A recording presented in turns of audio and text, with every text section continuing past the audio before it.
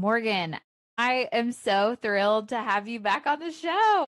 Oh, I'm glad to be here. Yes, it's good to chat with you again. I know this is going to be so fun. So I was looking earlier.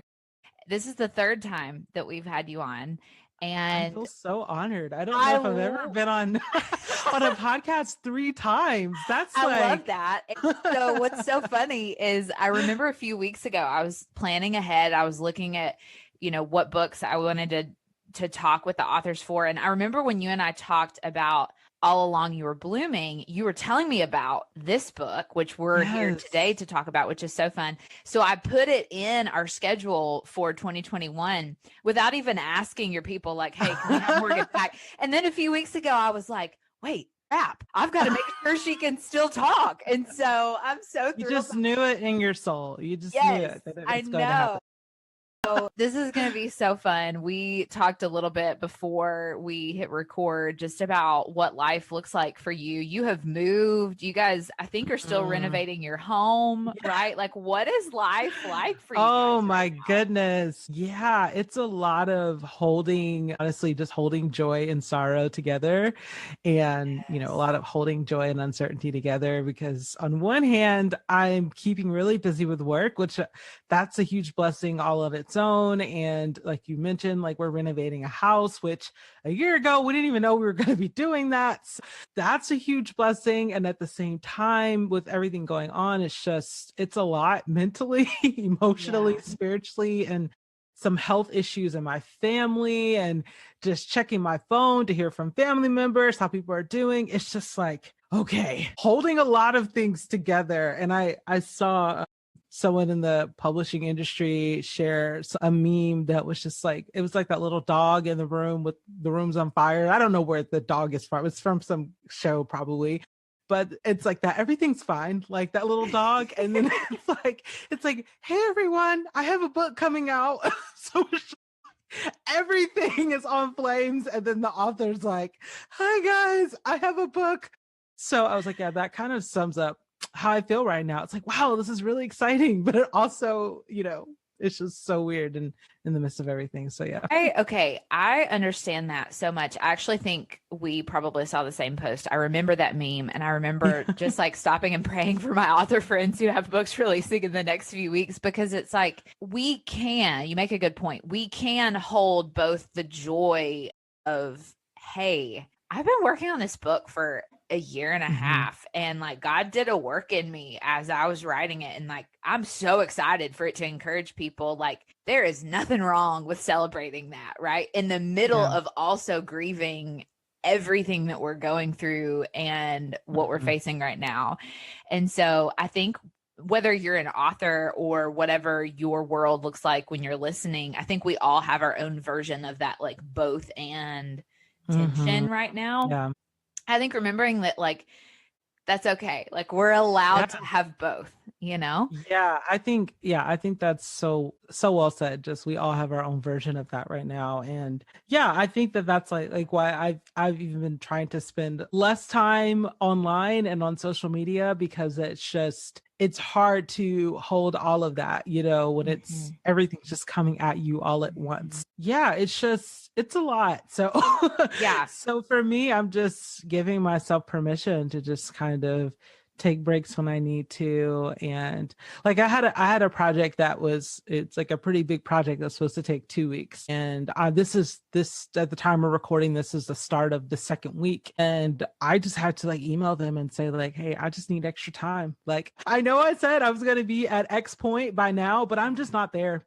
And they were like, we get it. Like, it's okay. So I do think that that's a huge plus, is like when you, and not everybody has this, but it's like if you have people in your life who you're working with or who you're seeing, and when you say like, I just need a break, I just can't process that right now. Like, if you have people in your life who are able to say, okay, yeah, I get that. I think that that's huge, because we put so much pressure on ourselves. So it's the last thing we need is pressure from everyone else. Yeah, I get that. I heard somebody the other day, I forget who I was recording with, but they said, like, the world's going to be hard enough on you. Like, take the pressure off. Stop putting more pressure on yourself that's like unmerited when you Oh, can ask yes. for permission or for time or like whatever Yeah. it is. I think this year has forced us in a lot of ways to, I guess, take inventory of like all those times where maybe we didn't ask for help or we didn't ask for time. And I think, especially, so many of our people are creatives, like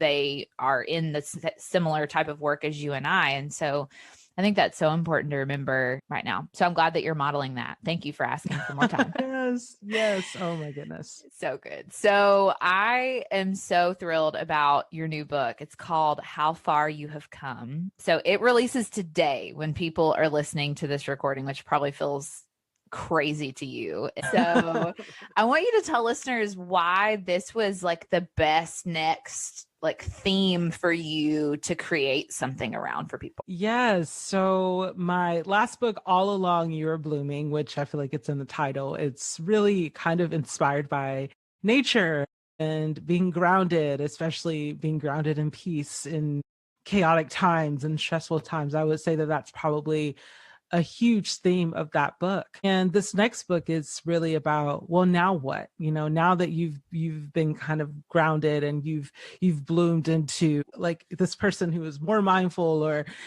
at least aware that you want a more peaceful life. It's like, well, now what? Now what are you going to do? So this next book, I actually walk through from the state of Georgia to the state of California. There's a road trip that I've taken many, many, many times. And I actually walk through Georgia, Alabama, Mississippi, Louisiana, Texas, Arizona, New Mexico, and California. Different experiences that I had of like that. Now what? Now that you're here, what are you going to do? And a lot of that for me is recognizing I've actually am a lot more equipped than I thought I was to handle this. I'm actually a lot stronger than I thought I was. I've come so far, even though I'm in this new territory or in this new space. So that's sort of the heart behind the book. And every section is kind of themed around different experiences in each state. And of course, there's an essay in each section and there's poetry in each section. And of course, art. I love it so much. I had a moment this morning, and I'm glad that you say this, where I just was looking at my week and I have several recordings and I'm working on a couple projects for like a conference and it's all like great stuff, all stuff I'm really, really excited about, all stuff that didn't exist last year at this time. Yeah. Right. And I guess I was just looking at my calendar and I was a little bit overwhelmed. And then I just had this moment with God where I was just praying and I was like, man, thank you for like all the open doors that you've given and that you've provided in the last few months. Because when I look back on the types of conversations I was having last year, and I just have seen how God has stretched me and grown me over the last several months in the middle of the craziness of everything that we're going through. But I'm thankful that like God stopped me to have that moment of like looking back and realizing how far I've come in the last year. Cause I don't think we do that enough. I think it's so important. And so, maybe for a listener who is super busy right now and they're thinking back on their last year and they're like, man, I don't even have time for today. Like, how do I look back and remember how far I've come and why does that feel so hard? Yes. Well, that is something that I have lived through and still live through. And in the book, actually, when I stop in Texas, is actually a story of when I lived in Texas for a little while. And I was just like the epitome of like millennial, tired and broke. And I was so overwhelmed, like student loan debt just climbing and really stressed out and worried about the future and not feeling like I was equipped to go on. And it was actually, and not to give away the whole story in that chapter, but it was actually through that experience that I ended up writing poetry for the first time in a long time. And it was actually the poem that I wrote in that space that really helped me actually connect with people in a meaningful way. So what I have found is, and that story is probably one of the clearest in my life. And I mean, it was just a few years ago, so I'm sure I'll gather more stories as I go. But what I found is that it is that struggle that connects us. And we shouldn't have to go through the struggle. There's many times where we've had people do terrible things or say terrible things to us, or we've been a victim of oppression, or there's so many different scenarios where you may look at your struggle and say, this shouldn't have happened. This wasn't even my fault. Like, Yeah. I didn't even ask for this to happen. Like, why is this happening to me? And at the same time, there are literally billions of other people out there who have felt that same thing. And even if we don't have answers for them in real time, or we're still working through them, through that connection, we can find a sense of peace, and we can be reminded of the grace that exists for all of us. So that's been a huge lesson that I feel like I talk about in the book a lot. I talk about like something I've never talked about publicly, and that is how I just failed majorly in college, and it was incredibly embarrassing, and I lost my scholarship, and it was just awful. And at the same time, I was like, I need to write about this, because I know for a fact, especially these days, there are college students who feel like failures. I mean, maybe you are the one who saved up so much to be able to get to school in the first place, or you have a child or someone in your life, they worked so hard and then they got on campus and it's like, just kidding, you got to move back home. Or like, I've heard stories about students who, like, because the tuition is the same price, like when they had to move back home, like they couldn't afford it, and like the finances were getting weird, and they had to just drop out of school completely. And I'm just like, that has to be devastating. That's not my exact experience, Sure. but I'm like, I think something happens when we're willing to talk about our struggles, our failures. And we don't have to put it all out there. We don't have to tell every story, but I think everyone has at least one story that they can tell that they almost don't want to share it, because it makes us sound like a failure. It makes it sound like we're not good enough. But what I'm finding is that it's often those stories that actually end up allowing us to connect with other people. And it's through that we are able to be reminded that we're not alone in it. And I totally agree. yeah, that's a huge thing that I had to keep on my mind over this past year. Yes. Gosh, that's so good. Something else that you talk about a lot in the book is finding meaning in your losses, which is really, really tough. So I know that I have listeners listening right now that the last year has brought a lot of loss to their life. And I just want you to encourage them for a minute. How do we do that? How do we find meaning in our losses? Yeah. I think the first step is to not put yourself on a deadline, not put yourself on a timeline for finding that meaning. Some things may take years or even decades to say, well, here's what I learned from that, or here's what I gathered. And I just think that is the biggest, most important thing to just keep as a huge banner in your mind of like, when something terrible happens, doesn't matter how long ago it was, no matter how big or small the loss was, not putting yourself on a schedule of how you need to get through it.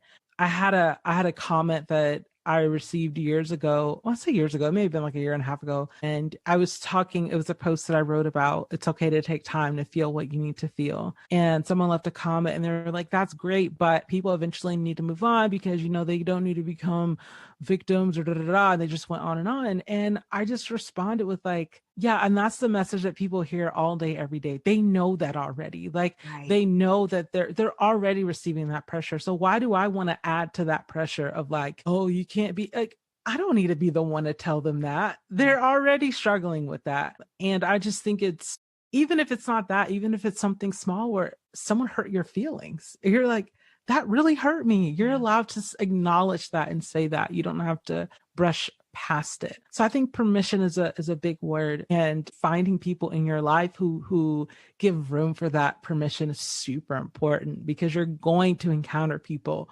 who either say or make you feel like you should be healing or moving on faster than you are, whether they say it directly or indirectly.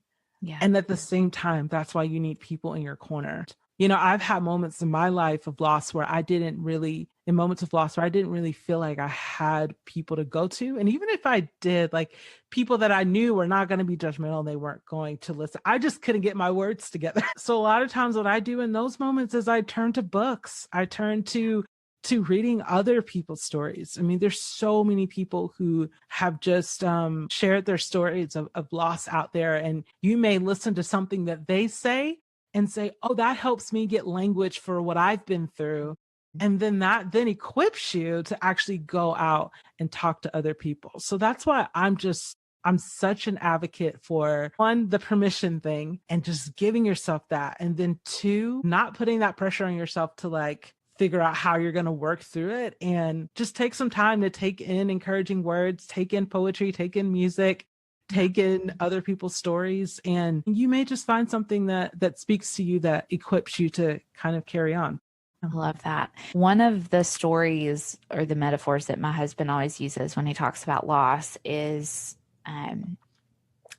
talking about when he lost his dad a few years ago. And one of the things he always says that I think really puts this into perspective for me is, he said, when my dad died, you get all the comments of, well, man, I know how you feel. And he said, it was the first time in my life where I could say, like, actually, no, you don't know how I feel. And not even my brother, who I'm separated by, in 2 years of age, he doesn't know how I feel, because I have a set of memories that are packaged together with me and my dad that I share with no one.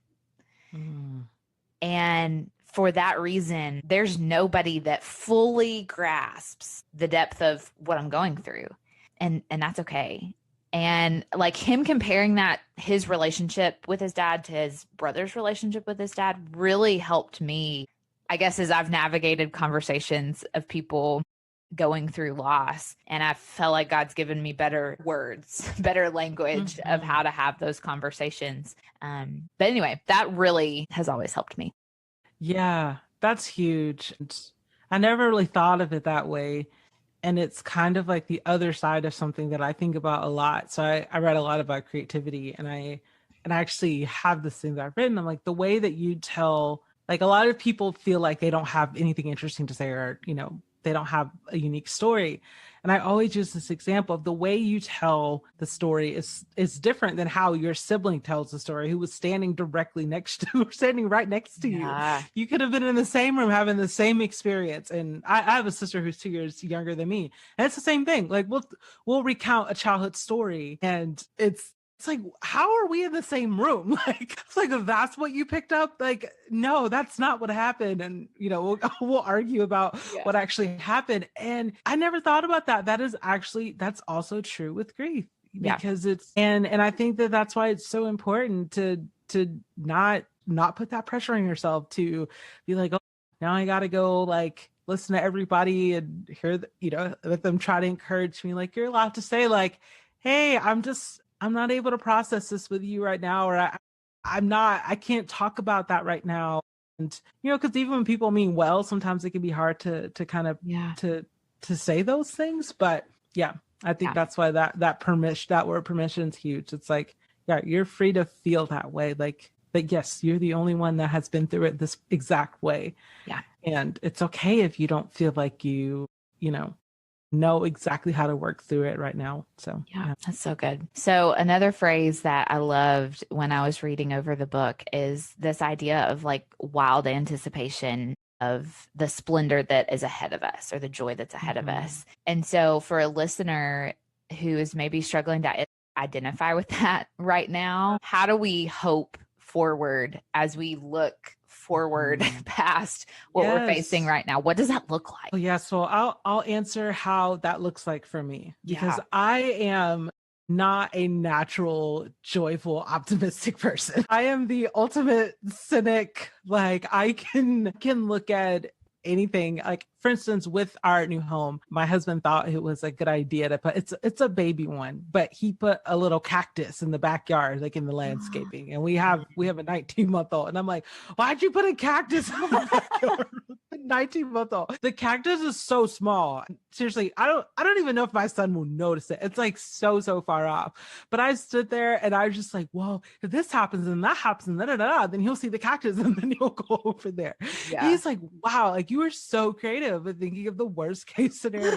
I still think I'm going to move the cactus. But anyway, I say all that to say is that I am very creative with the worst case scenarios. And I am very creative with like, how can I not be optimistic about this? So one thing that I have found that has just been very helpful for me, and not to plug the book, but it's literally a picture that Plug I the took. book. That's why we're here. The cover of the book is a picture that I took on my iPhone on a road trip where I was exhausted and broke, which is kind of the theme of most of my those two things together, which is really tough. Like, it's easy to do one of those, broke and tired, but together, that's a lot. But yeah, that was kind of the theme of my 20s a lot. And yet that picture, that image on the cover of the book, which is a sunrise leaving Albuquerque, is so beautiful to me. And it's one of my favorite photos, so much to the point that I put it on the cover of my book. And when I think back on that moment of my life, I was like, that wasn't when I took that beautiful photo of just like God's glorious creation. I wasn't thinking about hope. I was thinking about, when is my next nap? When is my next paycheck? I'm tired. I'm tired of being on the road. But yet something within me said, notice this, pay attention to this. And to me, that is what hope looks like. And what I like to invite people to do is to literally go through your phone and find those images that you look at it and it was, maybe it was a flower, or it was a sunrise, or maybe it's someone in your life, like a child laughing or a dog doing something silly, whatever it is. It's like, think about what you actually were going through, or what was happening in the world at the time you took that picture. Or, it's like, it's kind of going back to what I first talked about. It's that joy and that sorrow together. Mm-hmm. And I think that images are powerful, a powerful way of helping us remember that. And music can work that way as well. Art in general, I think, but I like to just focus on like, what actual pictures do you have, or what in your house is beautiful to you? And you think about the day you got that thing and you're like, wow, that was actually a really chaotic time. That was really uncertain time in my life. I was worried about this, or I was stressed out about that, or this had just happened in the world, or in my family, or in my neighborhood, in my community. And yet still there's this relic, there's this symbol of something beautiful. So yeah, kind of going back to that permission word again, that might as well like be my word of the year, because I love it. But it's so important to me, because I think that it is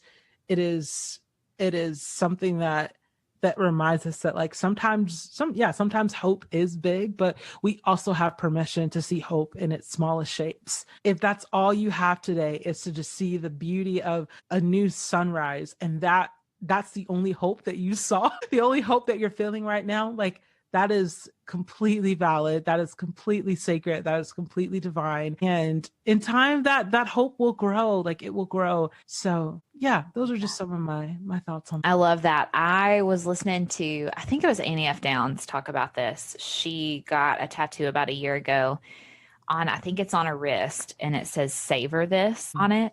And I think it was her counselor. I'm going to totally botch the story, but I think it was her counselor that was encouraging her to, like, the good, the bad, the ugly, just to savor her memories better. And so throughout the last year since she got that tattoo, it's like every time she looks down at her wrist, she remembers, no matter if it's, the joy of visiting family she's not seen in forever, or a hard moment, she's able to remember, like, okay, I'm going to choose to savor this. Yeah. So that I can look back on it. And I love that reminder ever since I heard her tell that story. So I think that's so cool. Yeah, I love that. Yeah, I do too. Morgan, I am so thrilled about this book. So it's going to be out in the world when people listen to this episode, but I want to give you the chance to tell people, like, what are you excited about for 2021? What are you creating and working on and excited about these days? Yes, I am so excited about just going deeper into things that I've already been working on. Yeah. So last year I was like, I'm going to pivot and do all these different things. And then, like, none of it worked out. I shouldn't say none of it, but a lot of it had to do with events. And obviously they were. So this year, and something that kind of organically ended up happening, is that I was like, you know what? I have enough things that I've already started that need nurturing. I have ideas and dreams that and things that I actually haven't had the time to work on because I was so busy trying to pivot and trying to do something extra that I'm just going to go back. So one of those things is actually animation and motion graphics. So I have been doing a lot more of taking my poetry and I've been speaking it, like actually speaking the poems out loud and adding animation to it. And it just has me really excited. It's I'm gorgeous. really thank you. I even have plans of taking some of the pieces in the book and actually turning them into Uh, animated. Cool. cool. So I am just, yeah, I'm really looking forward to that because I cannot say that I would have even thought to do something like that, had all of this over the past year not happened because I was just like, oh no, I'm just going to go and travel and do events and speak. And even though like I'm an introvert and that exhausts me, um, I was just like, oh, well, that's what you do, right? Like if Right. you're an author, you have a book, like you've got to go speak and go on tours and be on stages with lights shining in your face. So, yeah, now that that didn't work out, it's like, you know what? Maybe there is some stuff that I equally as excited or even more excited about. So a lot of that is bringing that animation, that illustration to life. And as I mentioned before, I have a little one and he's a lot of my motivation because I just have this idea of doing some children's animation. That would Just, be so cool. oh, well, thanks. I could so see you totally like that's so something that you could Well, and thank do you. well. Because now that I have a little one, like Yeah. I'm watching a lot of the kids' animation stuff, and I'm very like, I mean, anybody who sees my art may pick it up. Like I'm very like particular about my aesthetics and things. Oh I'm yeah. always like, I could do that differently. Yeah. So Differently. I love that you I'm use the having, word differently. I'm like, I have some ideas. I have some ideas. I think I may be able to pull it off. So Ah, yes, we'll see. I'm really excited about spending more time on that. yeah, that's super fun. And that is very you. That is very Morgan. So Oh, I love that a thanks. lot. That'll be super awesome to see. And so for listeners, if you do not already follow Morgan on all the places, please go do that. I would say, like, if I had to describe you, like, if somebody were to go through like spiritual giftings and say, like, who do you know is like the definition of an encourager, it would be like, Mm, you would be the first person that would come to my mind in this mm. space of like online ministry, creativity, creating, like, that is so you. And so I always love when you're on doing a live or any of those things. I always like if I have time to stop and listen, I always do Aw. because I always leave being around you, even if it's just online. So encouraged. So I know my listeners will be as well. And so what we're going to do now is do our kind of rapid fire bonus questions over on Patreon. So for Wonderful. listeners who have not already subscribed to that, if you would like to get to know Morgan a little bit better, you can hop on over to our Patreon page and check out that conversation. But Morgan, thank you for being my guest today. Oh, well, thank you for having me. It's been an honor.